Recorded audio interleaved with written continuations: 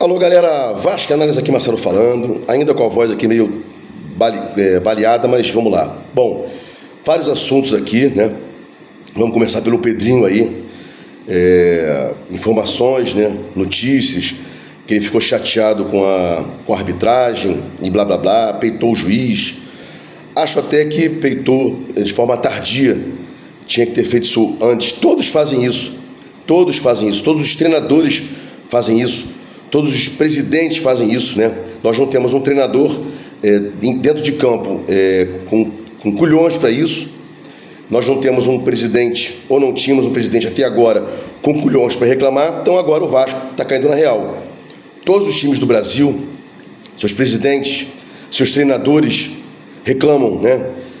Só ver aí o Abel Ferreira na beira do gramado e outros demais aí. Então o Vasco tem que entrar nesse esquema, não tem como.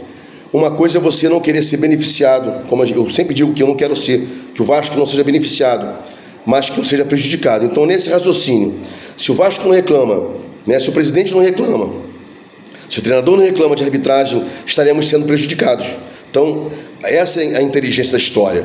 Não é reclamar para ser beneficiado, mas reclamar para que o Vasco também seja ouvido. Todos os times criticam a arbitragem através de presidente, de treinadores, jogadores, e o Vasco, né, nunca reclama. Então, Pedrinho, bola dentro agora, né?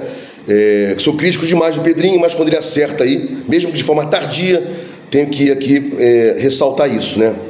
A cobrança, ela é positiva e negativa, né? Quando alguma coisa é feita legal, eu reconheço, obviamente. Bom, a arbitragem errou, claro que errou, né? Foi pênalti do Verratti. Mas eu, como de costume, não tenho como ficar, não tenho como padrão ficar reclamando, chorando, nada disso, né?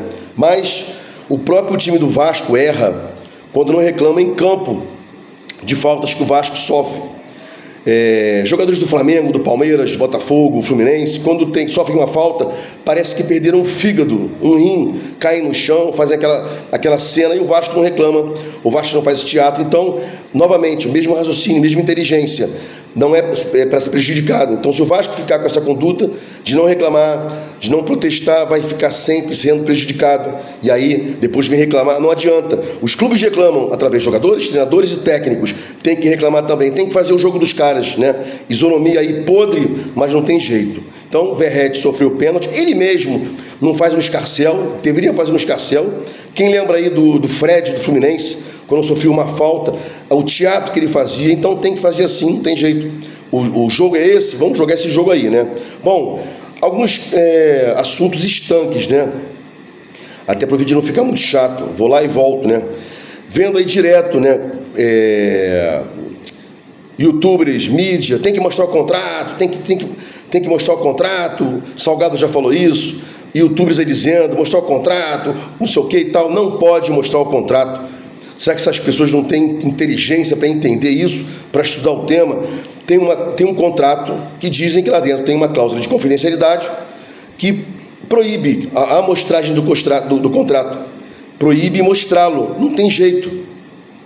Então, e a confidencialidade ela pode impedir mostrar o contrato inteiro, mostrar-se o contrato inteiro ou partes dele, não importa. Se tem cláusula de confidencialidade, não pode mostrar o contrato. E aí, youtuber, para fazer live, para ganhar like, fica repetindo isso, mostra o contrato, não sei o quê e tal. A oposição não mostra contrato, não pode mostrar contrato. Inclusive, a oposição foi lá no Conselho de Beneméritos, né, no Conselho Deliberativo, melhor dizendo, requerer isso aí. Não soltaram o contrato porque não pode, vai ter prejuízo para o Vasco, não tem jeito, tem confidencialidade. Tanto é que na ação que o Pedrinho lá ajuizou em face da 777 para tirar o controle acionário dela, como tirou, lá dentro foi respeitado pelo magistrado a confidencialidade, o processo está em segredo de justiça. O desembargador, quando foi verificar lá o agravo do instrumento interposto, também manteve a confidencialidade. A convenção de arbitragem está mantendo a confidencialidade, né? A oposição tem que saber, né, que não tem como ficar fazendo muita coisa, porque vai prejudicar o Vasco. E depois, qualquer prejuízozinho, os caras vão usar, dizendo, olha, prejudicaram o Vasco, não sei o quê. Então, por agora, por esse momento, não há como mostrar o contrato, porque aí o Vasco perde sua razão e tem a multa pecuniária lá que a gente não sabe, mas deve ter. Todo contrato tem uma regra e, claro, bem feito o contrato, tem uma repercussão jurídica, financeira, com relação a essa violação contratual, essa violação de cláusula, né? Bom, Vasco agora, até o final, não vai ter jogo baba. Sempre é bom que a gente tenha alguns jogos babas para que a gente possa pontuar, né?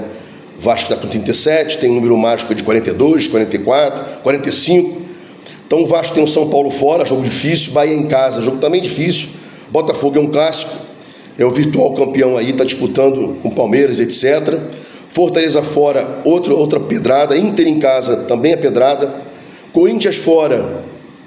O Vasco até então é freguês do Corinthians, tinha um tabu, ganhou agora em São Januário, mas é um jogo difícil. Historicamente, Vasco e Corinthians é difícil, ainda mais lá no campo dos caras. E aí teria em tese babas, Atlético Goianiense, na sequência do Corinthians, em casa. Mas quem lembra aí os jogos que o Vasco fez na Copa do Brasil com o Goianiense? Foi uma loucura, né? O Vasco jogou pior do que os caras, os dois jogos, né? Acontece que lá atrás, faltando 3 jogos para acabar, ou 2, né, que o Vasco teria um jogo faltante ainda. Então, os 2 últimos jogos, Vasco e Goianiense, e depois em casa, e depois o Galo em casa. E o Cuiabá, né? E mais um fora, e mais um jogo também do Cuiabá, do primeiro turno. Então, jogo baba, talvez só Cuiabá, mas porque o Vasco não se dá bem com o esquema de jogo do Atlético Goianiense, joga muito na transição rápida, por dentro inclusive, e nesse particular o Rafael Paiva mais uma vez destrinchou o futebol, dizendo que o Vasco está tentando jogar com uma linha mais alta, mas tem dificuldades para unir o meio de campo ao ataque e a defesa ao meio de campo, para não ficarem espaços, né, entre linhas. E o Vasco, com um zagueiro lento, Maicon, e com um zagueiro claudicante, Léo, fica complicado demais jogar. O próprio Rafael Paiva disse isso na coletiva. Vasco jogar com linha alta está sendo prejudicado, porque não temos peças para fazerem esse encaixe, né? Jogar alto, você tem que subir as linhas, para não ficar um buraco entre elas. Então, quero marcar lá em cima. O meio tem que subir, a volância também, a zaga também. O Vasco não tem essa condição, até porque, num pouco espaço de tempo, lá o Maicon e o Léo, eles perdem, inclusive, no 1 contra 1. Imagina num espaço de campo grande para correr, né?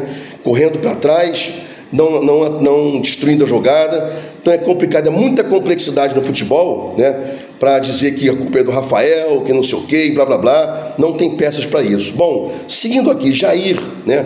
Vejo o pessoal dizendo, Jair vai voltar e tal. Lá naquela época, ele, com tempo de jogo, jogando, já era criticado pelo Vasco, pelo vascaíno, pelo torcedor. Agora, voltando de contusão, sem ritmo, sem tempo de bola, vai demorar um tempo para poder entrar, inclusive, em campo e não fazer papelão, né? Então, eu não estou contando com o Jair. Não sei vocês, respeito a opinião.